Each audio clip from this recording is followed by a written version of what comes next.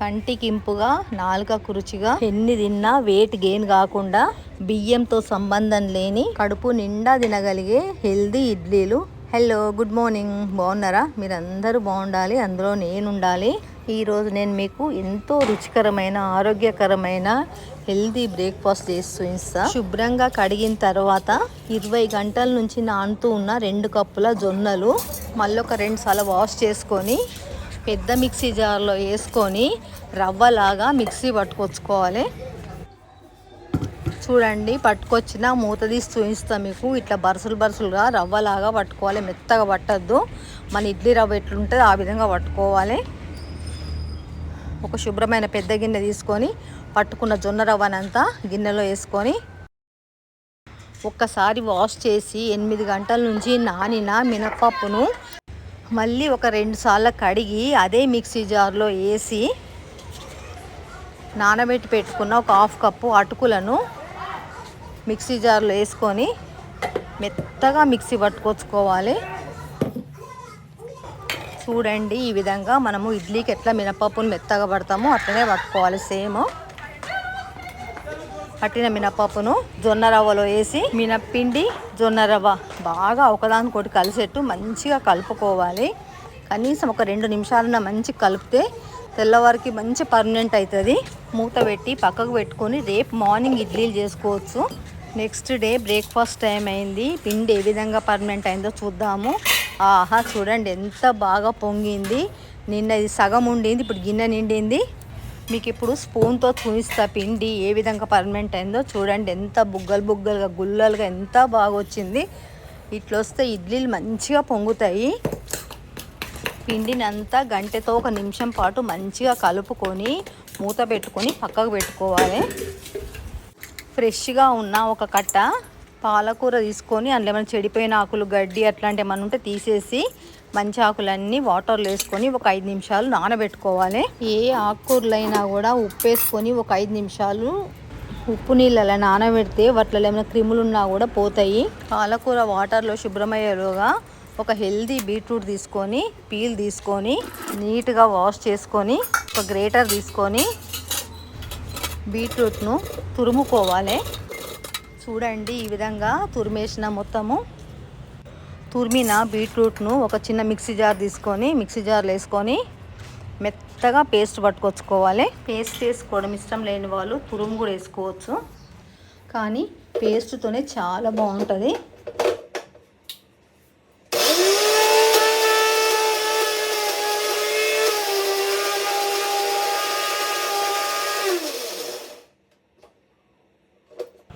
Pulp ఏమీ లేకుండా మెత్తగా ఈ విధంగా పట్టుకోవాలి. చూడండి, జార్ చూపిస్తున్న బీట్రూట్ పేస్ట్ను పక్కకు పెట్టుకొని పాలకూరను నీట్గా వాష్ చేసుకొని మనకు కావాల్సినంత తీసుకొని మిక్సీ జార్లో వేసుకొని, నేను ఇక్కడ ఆకులు మట్టుకే తీసుకుంటున్నా, మీకు ఇష్టం ఉంటే కాడలు కూడా తీసుకోవచ్చు. పాలకూర కాడలలోనే పోషకాలు ఎక్కువ ఉంటాయి.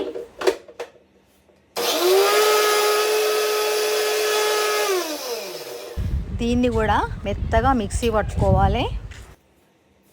చూడండి, పట్టేసిన ఎంత మంచి కలర్ వచ్చింది. చూడండి, గ్రీన్గా బ్యూటిఫుల్ కలర్ కదా. బీట్రూట్ కలర్ కూడా మంచి కలర్ వచ్చింది.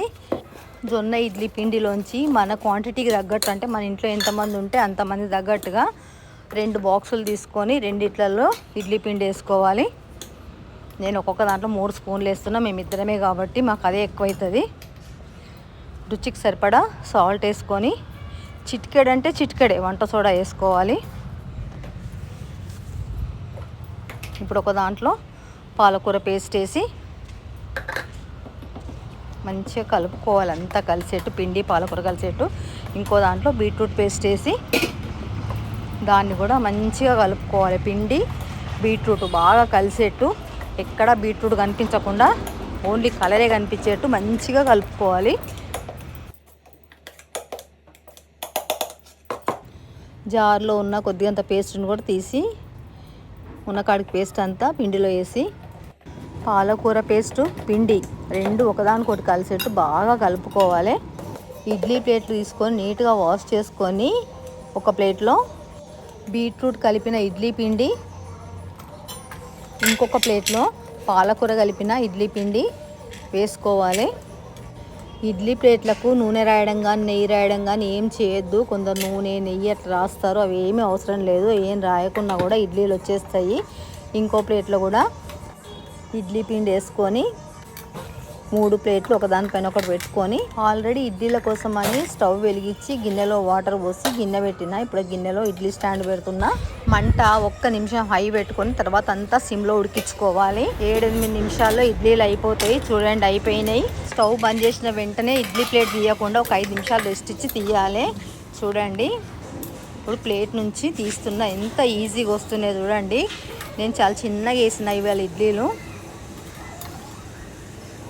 మంచిగా కలర్ఫుల్గా ఎంత బాగా అనిపిస్తున్నాయి.